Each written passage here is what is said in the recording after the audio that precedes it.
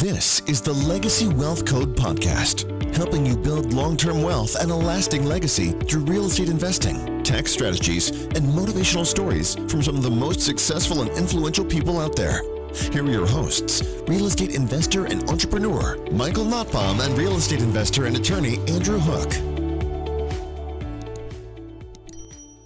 Hey guys, welcome back to another episode of the Legacy Wealth Code podcast. My name is Michael Notbohm, here with my partner in crime, Andrew Hoek. What's going on, guys? So we are going to talk about wealth today. I know that's a surprise, given it's the Legacy Wealth Code podcast. Something new and different. Yeah, right. So, but I think I make a post every year, and the post is something, I send out on my normal Facebook and then on any of the business-related stuff, and it's just basically like, we get to December, what are you going to do this year or next year as you start to game plan? Like, for me, a lot of times it was, do you need to upsize or downsize your house, blah, blah, blah. And then you start moving into the investment space, and that's really obviously my focus now. And it's like, what are your investment plans for 2024? I do this every year. I've done it since 2018.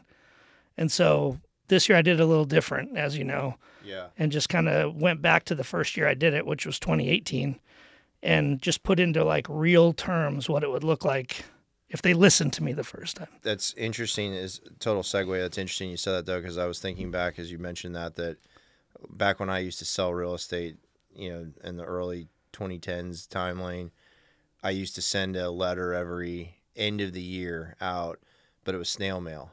Oh. And, it just shows you how quickly like the world has changed, where like we fast forward a decade and it's like, who would even think to put something in snail mail now? Just blast it out to social media, and you've already automatically contacted probably 10x what you would have in snail mail. But anyways, total secondary thought. But so I'm interested in this because, I think there's this misconception out there as to like, especially for people who are just getting started. And I remember when I was young, it was like, man, if I don't have a couple $100,000 in cash laying around, how am I ever going to buy a property to invest in? Mm-hmm. And that's such a wrong way to approach it, because you can get into a lot of these properties with a small amount down, and that is what really kind of starts to help accelerate, especially when you're talking about markets like in Tampa Bay where we've had great appreciation. It accelerates your ability to buy more and start building your wealth and your portfolio.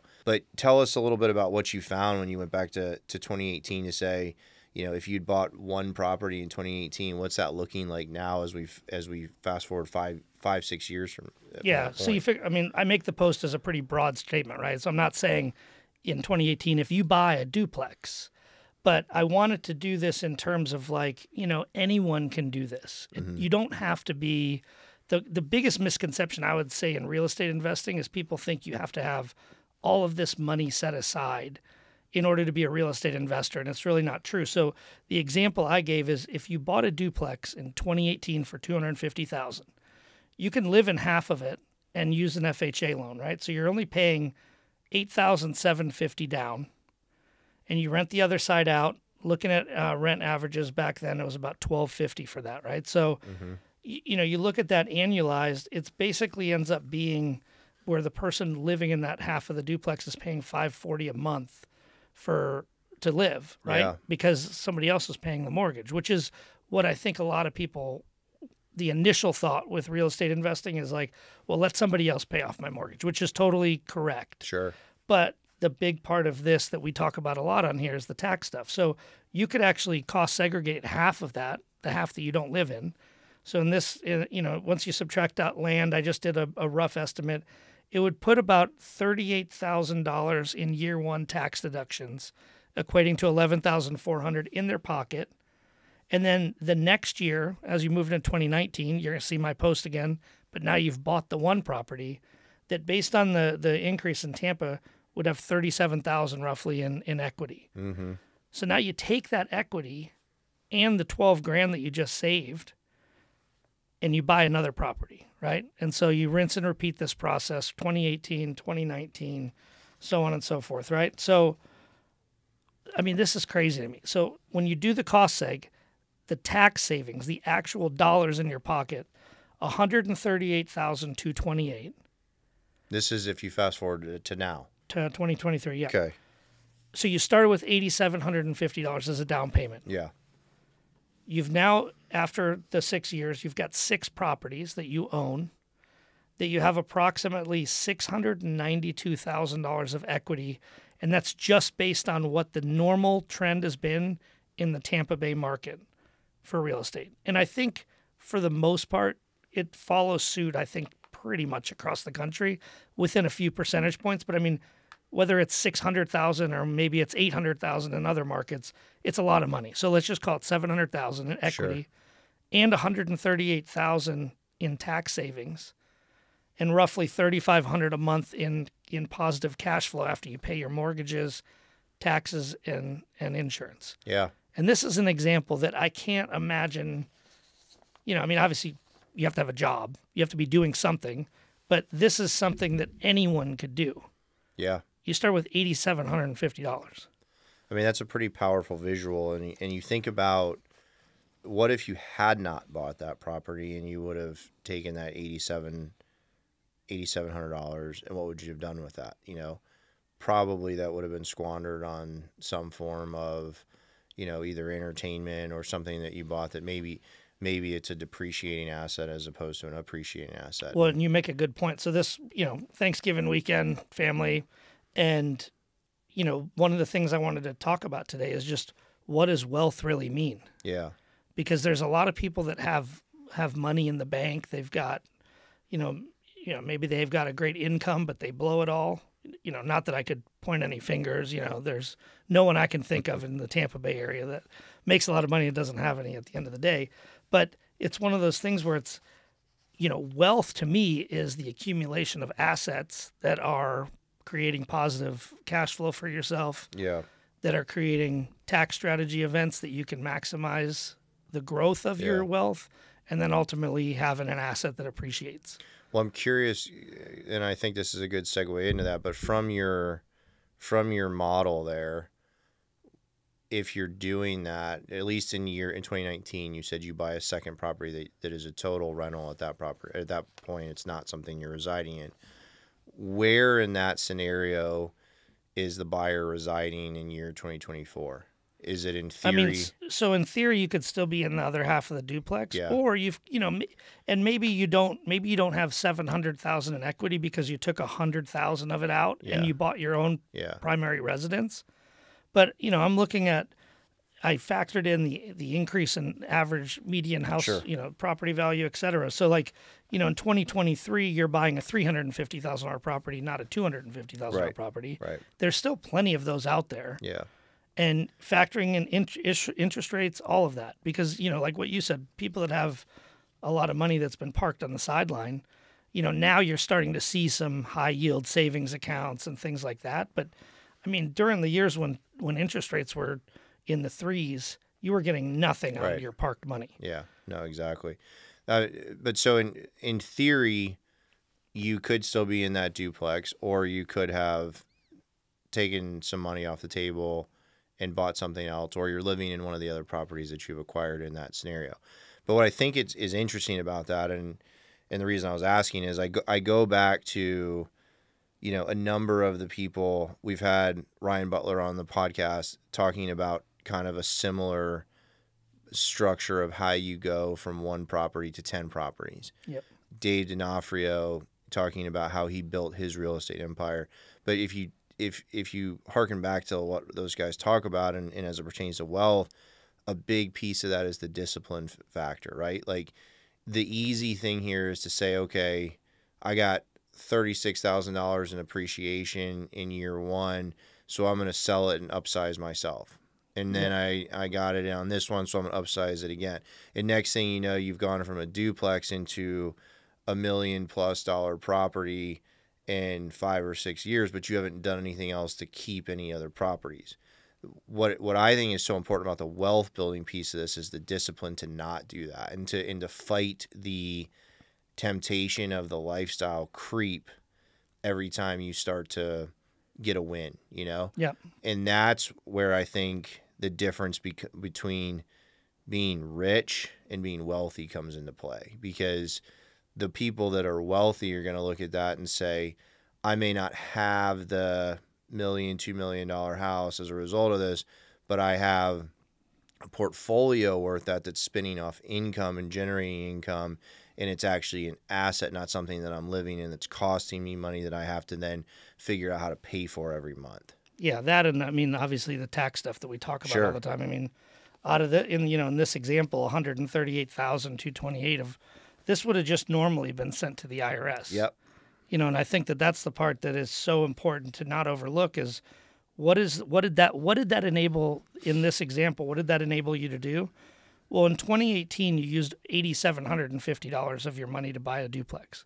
2019, you used most of the appreciation doing some type of cash out refi, but you also had $12,000 that, so say in 2019 you did a traditional conventional loan, you would have needed that $12,000 to fill the gap of like a 20% down conventional product. Right.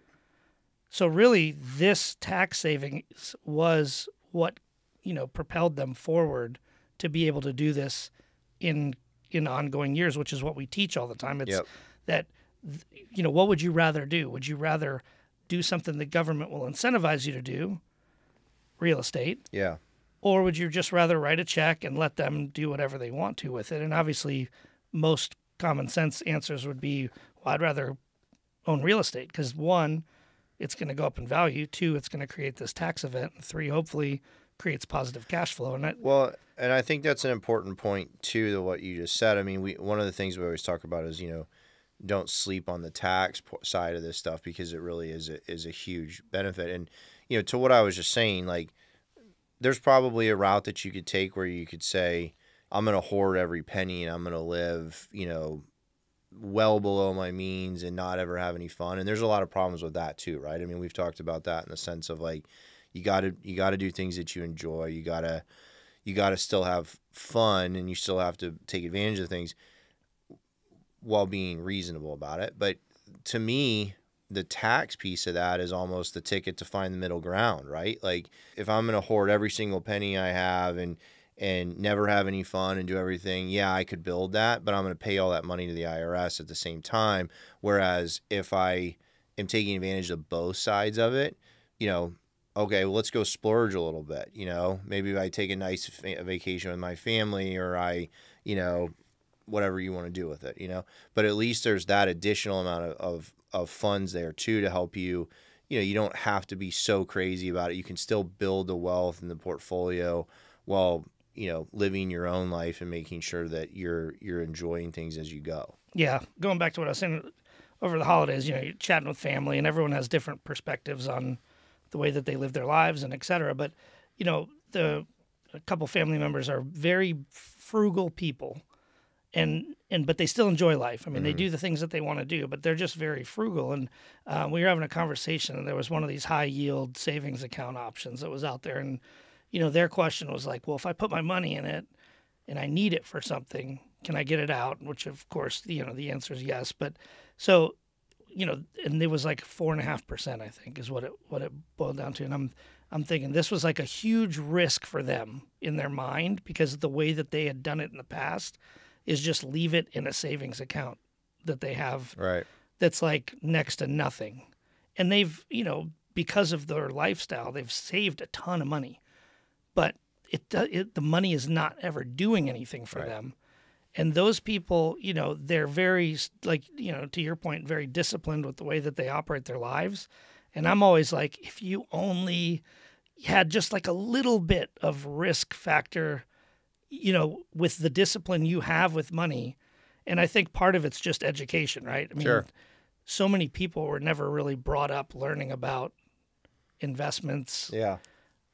School certainly, we touch on this a lot. School certainly doesn't teach financial literacy to at a very high level, which I think, there's a million reasons for that. A lot of it boils down to they don't, the government really would rather people rely on them for certain things. Well, and that's why I think, an exercise like this is so powerful, right? Because it's one thing to talk about it and say, hey, you can do these things, but to try to conceptualize it and put it into real terms, I mean, that's when it becomes real to people and they're like, whoa, I could actually do that, and right. Because I think human nature is kind of like there's a possibility to do something, but I think the immediate thought is, well, those people are doing that because of some other circumstance that enabled them to do it. Well, in reality, it's not necessarily some different circumstance that enabled them to do it. It's just they went and did it, you know? Yeah. And I think until you put it in real terms,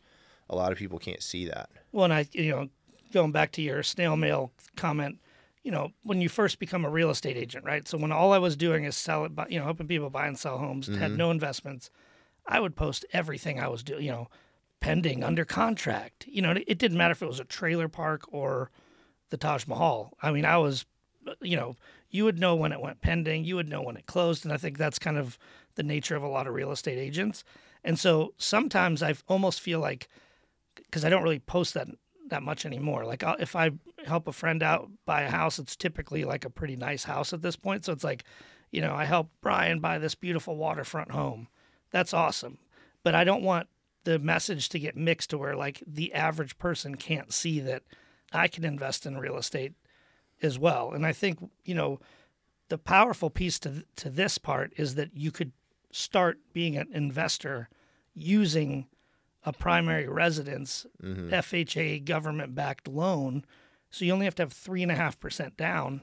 That to me is, I think anyone can conceptualize that could be me. I could do that. And that's really what my whole point of the post was, because usually it's what are your 2024 goals? A few people will reach out. Oh, I love what you've been posting, blah, blah, blah. We have some conversations. Most fizzle out, just like everything. A few do some things, and there's not any of them that ever regret doing them. Right. I think you and I talk about this a lot. Our biggest regrets were the ones that we thought was like an instant home run. So we cashed in real quick, and now we're like, imagine like that one on Sly that was a 3-bedroom, 2.5-bath condo on the lake, beautiful view, 1,900 square feet that we paid like $99,000. Yeah, like $106,000 or something. Yeah, exactly. And that was about 2008. I mean, this literally, aside from that, we have taken action, with regard to investing. But I think the part that is cool to me is that it's not this huge elaborate plan. It's buy one property a year. The natural appreciation that's happened in real estate, and yes, that will probably simmer down some, at least in the next couple years, but it shouldn't deter you from buying, because as long as you're still having something cash flowing, I don't want everyone to say, well, I remember 2023, Mike, I listened to your podcast and I bought 6 properties and now I only have $400,000 in equity. And, sure. And you said 692. And we've been on a really good run, but I don't think we're at the end of it. No, and I don't think you can be, even if you didn't hit those numbers and you appreciate at a level a fraction of that, it's still better than what you're going to do in most other things, So what you said before about is anybody can do this. One of the things we always talk about is that it may not be easy, but it's simple if you keep it simple. And I think that's such an important message to always go back to, because it's very easy to overcomplicate what you think you're doing. But if you stick to your fundamentals and you stick to the tried and true, it's there to be taken. No, I can't agree with you more on that. And I think part of it too is like, as we discuss a lot of times, what does the legacy mean to each person? If you start thinking about this as like a 5 or 6 years from now, you have a portfolio of properties, you have a large amount of equity, not only for your current wealth, but what does that do for your legacy? Like, what are the things that mean the most to you? Yeah. And I think when you start really, the dream board or, whatever you want to do, there's power to that. I mean, I think about how powerful the mind is a lot. The things that I've wanted the most, that I've thought about, that I've, dreamed about. Manifest it. A lot of them, have either come true or are well on their way. And I think there's a lot to that, the manifestation of things. So, but what I love about this and where you're going with it is like, I think back to when we had Chris McLaughlin on the show, and he's talking about how he has either entrusted or gifted, I can't remember how he did it exactly, a couple of rental properties for his children. Yep. With the plan being that, they hit 18 and these are yours, and you can either, refi them, sell them, do whatever you want with them. If you want to go to college and pay for your college with it, or if you don't want to go to college and you want to become a landlord, these are yours to start peeling off income from. I mean, talk about opening an incredible gateway for your children. And we were hanging out with a friend over the weekend, and she recently got her CFP designation, and wonderful achievement for her. Nothing against that, but like one of the first things she's talking about is wanting to network with people who are interested in like 529 programs for their kids. And I have a 529 program for my children, but like that's nothing compared to being able to say, I've bought a rental property that's going to cash flow me now as it appreciates, and at some point I'll turn it over to my children. That is a way more powerful tool than thinking about a 529 or Florida prepaid or one of those, just from a thinking about college preparation strategy. And so again, it's kind of reshaping how you're thinking and getting creative about it. But like, I mean, I think that's an awesome substitute for something that's like more traditional, planning. Well, yeah. So think about this. I mean, so your kids are 5 years old, right? 7 and 2. Okay. So cost average 3.5. Yeah. So you've got roughly 15 years till you got to start thinking about college. Sure. So if you bought a property today for each of them, Mm-hmm. you did a 15-year loan. By the time that they're graduating high school, it's free and clear. Yep. It's cash flowing. You turn it over to them. Now, to your point, you don't even have to sell it and pay for college. You can do a cash out refi. Yep. Since it's paid off, pay for college with that and still have the property that's cash flowing. Yeah. I mean, those are, when you start really, the thing that I'm always amazed with real estate is how many different angles that there are. Even Brett, one of our mentors, I was always blown away with him because it's like my head would explode sometimes just by thinking about all the different, it's like an onion. It's like, okay, well, it's not just that level. It's then this level and this level and this level. Before you know it, you're like, this one thing, this one asset is literally giving me benefit from, a wealth standpoint, Yeah. from a tax standpoint, from a cash flow standpoint. It's like just from one property. Yeah. And then you start thinking about all the different types of properties that there are. It's like there's so many different angles. I think about that a lot, when we talk with Romano, who's been on the show with us too. But I remember talking to him one time, and he was evaluating some property he was looking at, and they were coaching with Manny at the time, and his comment was, Manny was like, you have to figure out how to extrapolate everything out of these properties. Yep. And like, we look at something and you might say, okay, well, I can rent it for X number, and we do our underwriting and move on. Well, you haven't really thought about the other 3 to 4 things that you could do with that property, the other ways that you could use it in addition to just the rental activity on it. So, Right. I mean, really, really thinking about how can you get creative and how can you maximize each of these things. I mean, you're right. There's just, it's almost an endless opportunity as to what you can find when you are willing to get or able to get creative with some of this stuff. So. Yeah. And I think to kind of summarize everything is that it doesn't have to be super complex like that. Mm-hmm. It just needs to be, you can't listen to the show and say, oh, that was a great show, and then never do anything with it. Right. Which is kind of the whole purpose of my post I made. Is it's like, I love having the conversations with people. I'll talk to people as much as you want to talk to me about real estate because I'm that passionate about it. But it's like, I also want to see that what I'm telling you, I want you to see how fruitful it can be for your own legacy and for your own wealth building journey, because there's nothing like it in the world. There's no other asset that has so many benefits and so little, risk really. I mean, even, you buy something bad, as long as it's cash flowing and you can, weather the storm, you'll probably still be all right. Sure. And I think, but if using sound fundamentals and foundation, et cetera, but it really boils down to you just have to do something, even if it's a duplex that you live in half of it to start. Right. So I think going into 2024, hopefully that's the message that was received on my Facebook, and hopefully to the listeners of the show. Just do it. Just do it. We didn't take that from anyone, just for disclaimer. That's right. We'd like no cease and desist letters. We don't own it. Yeah, we don't own it. So. Credit Nike. All right, guys. Well, until next time, this has been the Legacy Wealth Code. Onward. Thank you for joining us for another episode of the Legacy Wealth Code podcast. If you enjoyed this episode, click subscribe now and never miss an episode. Until next time, onward.